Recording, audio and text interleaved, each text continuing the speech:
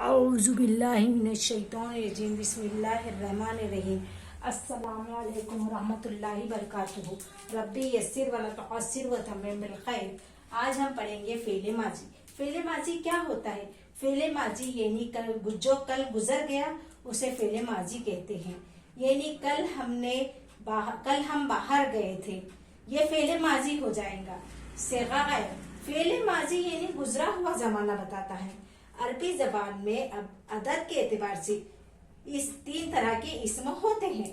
اسم واحد یعنی ایک، اسم تثنیہ یعنی دو کے لیے کہا جاتا ہے، اور اسم جمع یعنی سب کے لیے کہا جاتا ہے۔ اسم مذکر اور مؤنث کی بھی تمیز ہوتی ہے۔ اسی طرح فعل کی بھی مختلف قسمیں ہوتی ہیں، صیغہ غائب، صیغہ حاضر اور صیغہ متکلم۔ نیچے دی ہوئی مثالیں صیغہ غائب کی ہے، یعنی کسی تیسرے فرد کے متعلق بات کی جا رہی ہے۔ مذکر یعنی فعل یعنی واحد میں فعل آتا ہے، اس ایک مرد نے کیا۔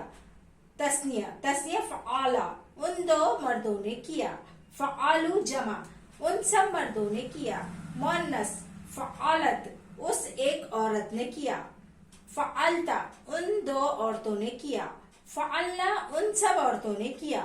آج کے لیے اتنا ہی، آگے کے ایپیسوڈ میں آپ کو بتاؤں گی۔